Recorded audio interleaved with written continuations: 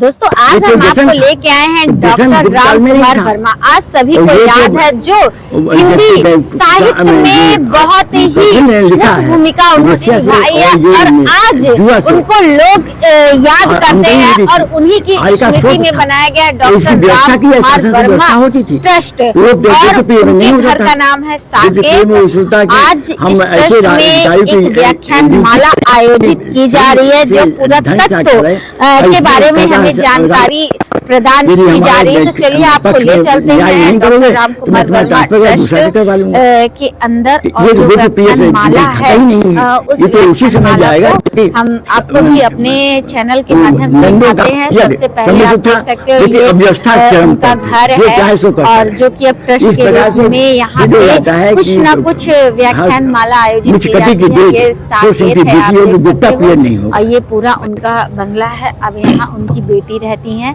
तो चलिए आपको सबसे मिलवाते हैं। आप देख सकते हो, चलिए देख सकते हो काफी समय लगा आप लोगों का और यहाँ पे बहुत बहुत धन्यवाद के बारे में। नमस्कार दोस्तों आज हम आए हैं डॉक्टर राम कुमार वर्मा ट्रस्ट साकेत जो इनका घर है हमारी तीर्थ भूमि प्रयागराज में। आप सभी जानते हैं कि डॉक्टर राम कुमार वर्मा जी का हमारे जीवन और हमारी शिक्षा में कितना महत्वपूर्ण है। हिंदी साहित्य में जो इन्होंने अपनी लेखन के द्वारा भूमिका निभाई है वो अविस्मरणीय है, उन्हें कोई भुला नहीं सकता है। आज उन्हीं की स्मृति में साकेत जो उनका घर है, बंगला घर कह सकते हैं, और पूछेंगे और कि यहाँ एक व्याख्यान माला। नमस्ते सर। नमस्कार सर, जैसे कि अभी राम कुमार वर्मा ट्रस्ट में व्याख्यान माला का आयोजन किया गया है तो उसके बारे में कुछ बता दीजिए, किस उद्देश्य से ये प्रोग्राम किया गया है। देखिए, जैसा भी आपने परिचय में बताया कि ये हम विद्यार्थियों के लिए, सभी शिक्षकों के लिए तो वस्तुतः ये तीर्थ स्थान है। डॉक्टर राम कुमार वर्मा का जन्म स्थान है। उनकी सुपुत्री हम लोग के आचार्य जो संस्कृत विभागाध्यक्ष रही हैं विश्वविद्यालय में, प्रोफेसर राजलक्ष्मी वर्मा मैडम, तो उन्होंने अपने पिताजी की पुण्य स्मृति में, डॉक्टर राम कुमार वर्मा की स्मृति में एक राम कुमार वर्मा ट्रस्ट की स्थापना की। और ये ट्रस्ट वर्ष पर्यंत अनेक गतिविधियों का संचालन करता रहता है। विद्यार्थियों को अनेक पुस्तकीय सहायता, उनको यथापेक्षित धन की सहायता, अनेक प्रतियोगिताओं का आयोजन, अनेक व्याख्यानों का आयोजन, अनेक नाटक एकांकियों का आयोजन, ये सब चलता रहता है। ये ट्रस्ट हमेशा किया करता है। उसी क्रम में जो राम कुमार वर्मा जी के निवास स्थान जिसका नाम भी साकेत है, इस साकेत व्याख्यान माला का आयोजन वर्ष में 2 बार कम से कम होता ही है। उसी व्याख्यान माला के अंतर्गत आज प्रसिद्ध पुरातत्वविद और मुद्रा शास्त्री आदरणीय डॉक्टर ओम प्रकाश श्रीवास्तव जी का व्याख्यान था। डॉक्टर श्रीवास्तव ने अपना पूरा जीवन इतिहास के तथ्यों को, नवीन तथ्यों को शोध में लगा दिया और अनेक अज्ञात तथ्यों की उन्होंने खोज की है। अनेक पुराने जो ज्ञात तथ्य थे उनका परिशोधन किया, उनमें संशोधन किया, उसमें जो दुविधा थी उनको दूर किया। तो ऐसा कई, मतलब आप समझिए 40 से 50 ऐसे शोध निष्कर्ष उनके हैं जिनमें प्रत्येक पर एक विस्तार में शोध छात्रों को सामग्री मिल सकती है, उनको काम किया जा सकता है और भी आगे उस काम को आगे बढ़ाया जा सकता है। उन्हीं अपने शोध निष्कर्षों में से 5-6 शोध निष्कर्षों को, जिसमें कि कालिदास का हम जानते हैं कि ज़्यादातर गुप्त काल में उनको माना जाता था, हालांकि ये मत बदलने लगा है। डॉक्टर श्रीवास्तव ने इसको अभिलेखों के, सिक्कों के, पुरातत्व के आधार पर सिद्ध किया कि कालिदास गुप्त काल में नहीं अपितु 2वीं शताब्दी ईसा पूर्व में थे। तो एक वो आज उस पर विस्तृत व्याख्यान हुआ जिसमें उन्होंने पीपीटी के माध्यम से अनेक हम लोगों को अभिलेखों को देखने का मौका दिया, सिक्कों को परिचित कराया, ब्राह्मी में जो लिखे हैं लेख उनको उन्होंने हम लोगों को बताया, तो वो स्थापित किया। दूसरा विषय ये था कि पुष्यमित्र, जिसको हम शुंग साथ ही साथ नाम लेते हैं, वो शुंग वंश का था, वो शुंग वंश का नहीं था शुंग नहीं, पुष्यमित्र का वंश वैम्बिक था, शुंग नहीं। एक ये दूसरा उनका विषय था। तीसरा ये था कि महात्मा बुद्ध ने जो संन्यास लिया वो रोगी सन्यासी इत्यादि को देख के नहीं लिया, अपितु महात्मा बुद्ध के पहले भी अनेक बुद्धों की परंपरा थी, उनसे प्रभावित होकर उन्होंने संन्यास लिया। ये उन्होंने अभिलेखी साक्ष्यों के आधार पर बताया। फिर महावीर स्वामी का जो निर्वाण स्थल पावा है उसकी पहचान गोरखपुर के पास उन्होंने अभिलेखी तथ्यों के आधार पर बताई। फिर एक शूद्रक जो लेखक हुए जिन्होंने मृच्छकटिक की रचना की, उनका रचना या मृच्छकटिक ग्रंथ की रचना का काल उन्होंने ईसा पूर्व 4वीं शताब्दी सिद्ध किया। तो ऐसे अनेक तथ्य जो अभी तक हम लोग कुछ और जानते थे, आज हम लोग के ज्ञान चक्षु खुले, हम लोग को नए तथ्यों का पता चला और सभी ने जितने भी श्रोता यहाँ पे उपस्थित थे उनमें अनेक प्रोफेसर, अनेक शोधक छात्र और जिज्ञासु अध्येता समाज के लोग थे। उन्होंने बहुत पसंद किया, बहुत प्रभावित हुए और हम लोग बहुत लाभान्वित हुए आज के इस व्याख्यानमाला से। कुल मिला के पूरा व्याख्यानमाला आयोजित की गई है। पुरातत्व को लेके ये व्याख्यानमाला थी। व्याख्यानमाला का विषय तो आप समझिए कि संस्कृत संबंधी भी था, इतिहास संबंधी भी था, हिंदी संबंधी भी था, लेकिन इन सब का जो खोज हुई है वो डॉक्टर श्रीवास्तव ने पुरातात्विक साक्ष्यों के आधार पर बताया। ये बहुत बड़ी बात थी। मतलब साक्ष्य सहित यहाँ डिजिटल तरीके से उन्होंने प्रस्तुत किया कि आप यदि कोई इसको गलत सिद्ध करता है तो एक शोध तो हमेशा चलने वाली प्रक्रिया है, लेकिन उन्होंने पुरातत्व के, और पुरातत्व सबसे बड़ा प्रमाण माना जाता है आज के हम ऐतिहासिक शोधों के लिए, तो उस आधार पर उन्होंने तथ्यों को परिभाषित किया, सिद्ध किया। ये हम लोगों के लिए बहुत, हम लोग उसमें उपस्थित रहे, ये बहुत बड़ी उपलब्धि हम लोग की थी। Thank you. निवास स्थान है और इसका नाम साकेत है, वहाँ आप देख सकते हैं। तो यहाँ आयोजित होने वाले उपरांत हम लोग व्याख्यान प्रारंभ कर सकेंगे।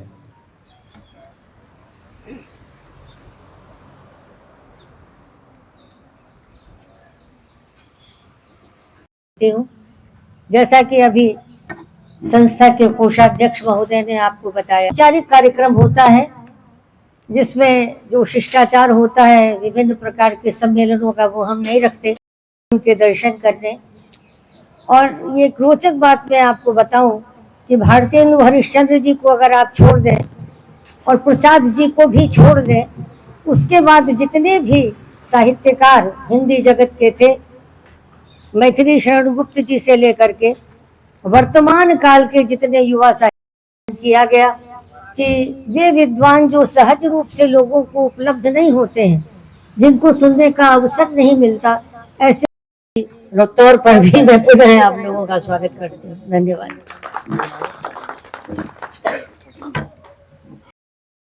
कि आप हमारे आज के सारस्वत वक्ता का परिचय देने की कृपा करें।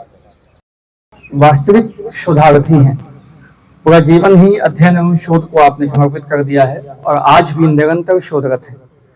जन्म तत्कालीन काशी, आज जो जनपद आपने की, जो पुरावशेष एवं बहुमूल्य संपदाएं हैं उनसे संबंधित, उनके शोध से संबंधित, उनके रजिस्ट्रीकरण के संबंधित आपका कार्य था पुरातत्व विभाग में। और आप निदेशक राजकीय संग्रहालय झांसी एवं निदेशक विश्वविद्यालय ने स्वर्ण पदक प्रदान किया था। अपने सेवा काल के दौरान अपने प्रथम स्नातक के 20 साल बाद 1993 में जब आप गोरखपुर में सेवा में थे, तब आपने संस्कृत विषय में भी स्नातक की उपाधि प्राप्त की।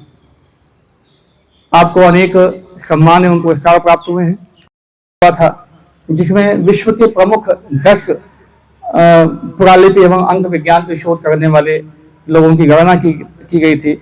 डेवलपमेंट ऑफ नागरिक स्क्रिप्ट वो ग्रंथ था, उसमें प्रमुख इतिहासविदों जॉर्ज बूलर 1991 में आर्कियोलॉजी ऑफ एरच झांसी जिले में एक नई साइट, नया शोध क्षेत्र आपने खोज की, जिसमें अनेक अननोन किंग और दूरदर्शन गोरखपुर, दूरदर्शन इलाहाबाद से भी आपके अनेक शोध वार्ताएं प्रकाशित हुई हैं। भारतीय संचालक महोदय से कहता हूं कि आप आज के सारस्वत वक्ता से अनुरोध करूंगा कि वो अपने व्याख्यान से हम सबको लाभान्वित करने की कृपा करें। है, लेकिन राजधानी विशाखापट्टनम की ऐतिहासिक फैक्ट है, क्योंकि पुष्यमित्र का जो लड़का था अग्निमित्र, तो वह विशाखा का राजा था और उन्होंने विशेषण अग्निमित्र जो मालविका मित्र है उससे भी क्लियर कट है कि वो वहाँ पर विशेषण कहा गया है। तो माधव सेन या सेन के लिए विदर्भ का पार्टीशन हुआ था, तो उसमें उनका जो था वो यही बताया था कि विदर्भ में 2 ही महत्वपूर्ण घटनाएं हुई। एक विष्णु समकालीन है, माने 2nd सेंचुरी BC की वर्णन सब कर रहे हैं कालिदास, तो अब ऐतिहासिक वर्णन कर रहे हैं। तो कालिदास का जो ऐतिहासिक तत्व है 2-3 किलोमीटर में फैला हुआ साइट है ये। और बीच में वो बंदरगाह का अवशेष है उसमें दिखाई पड़ रहा है। तो बहुत इंपॉर्टेंट साइट है ये। और यहाँ पर बहुत ज्यादा घोड़ा भी अश्वमेध का ही लग रहा है। और यह एरकच्छम लिखा हुआ है, ब्राह्मी लिपि में एरकच्छम लिखा हुआ है। उसका प्राचीन नाम एरकच्छ ही था। और दूसरा वाला भी ये पंचमार्क क्वाइन है और वो कास्ट क्वाइन है, उसमें भी एरकच्छ लिखा हुआ है। माने कौशाम्बी से भी सिटी क्वाइन मिले हैं, 2-4 टाइप के मिले हैं। यहाँ पर 21 प्रकार के सिटी क्वाइन पाएंगे जो या कुछ मिट्टी के साथ।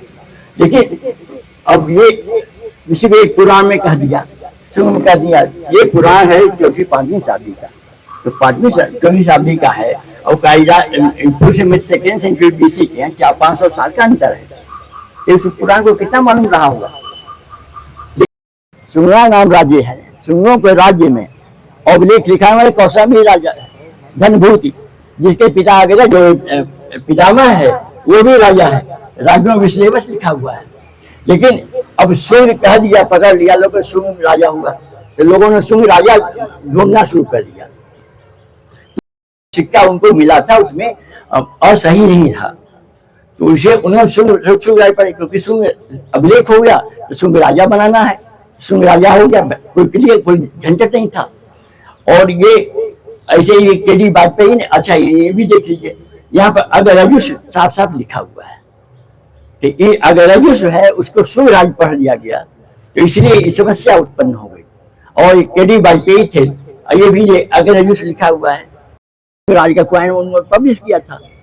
अब लेकिन वो भी गलत है, मैंने स्वीकार नहीं हो सकता, सही नहीं हो, क्योंकि पुष्यमित्र का सिक्का मिला हुआ है, इसमें पुष्यमित्र से लिखा हुआ है। मैंने 2 प्रकार के सिक्के पुष्यमित्र के पाए गए हैं और पुष्प नाम लिखा हुआ है। तो ये जो कर गया मामला कि कोसलाधिपेन ध्रुवस्वमेध जालिना सेनापति पुष्यमित्र से धन देने नागे है। तो इसको जो भी अयोध्या अभिलेख उसी के वंश का लिख रहा है, तो उसको शुभ नहीं लिख रहा है। वो तो ये कह रहा है कि सेनापति हैं, कालिदास सेनापति पुष्यमित्र कह रहे हैं, पतंजलि पुष्यमित्र कह रहे हैं, ये पुष्यमित्र में यामा। इसमें लिखा है रयो बम किस दामोदर पुंडरी में बैंबिक वंश का मिल रहा है।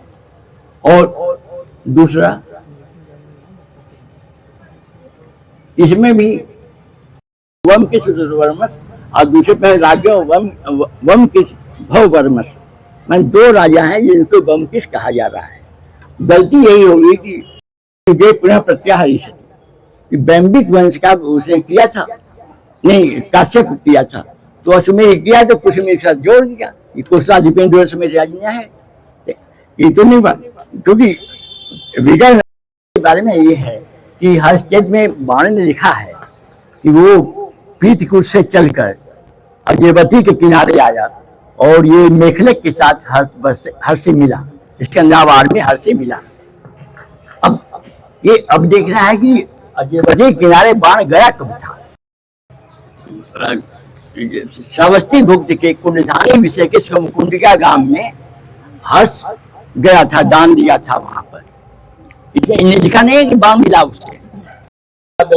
यह ऊपर देखिए नंदी बना हुआ है, क्योंकि परम महेश्वर सर्वसत्वानुकम की परम भट्टारक महाराज आदिराष्ट्रीय हर्ष कहा जाता है। उनका ग्राम में हर्ष ने दान दिया और वहां का कोई वामरथ ब्राह्मण था, अपने नाम से जादी कहते हैं, तो पुराना मंदिर हो गया।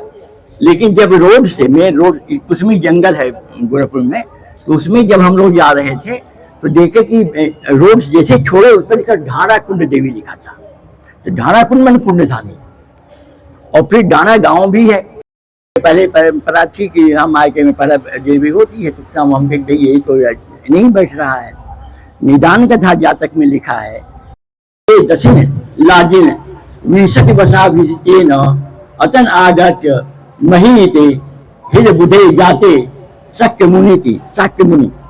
और साल अशोक लुम्बिनी गया, तब वो महात्मा बुद्ध इसलिए वहां पर टैक्स माफ कर दिया। मैं टैक्स माफ कर 8वां देश द्वितीयम बढ़ते। 14वें साल में कनक मुनि बुद्ध के स्तूप को दुगुना करवाया और फिर आ गया 20 वर्षा से। और ये भी बात है, ये सब लोग जानते हैं कि महात्मा बुद्ध वैशाली से आए तो पावा में भोजन किए थे और डेथ उनकी कुशीनगर वहाँ पर पावन भोजन के डेथ कुशीनगर में हुई। ये पावा ही है और इसके दिशा दूरी सब सही सही बैठ रहा है। इससे सिद्ध हो जाता है कि पावा कुशीनगर जिले में ही वीरभाई टीला है, वही महावीर का यहाँ पर परिनिर्वाण हुआ था। अब मृच्छकटिक की तिथि की बात है।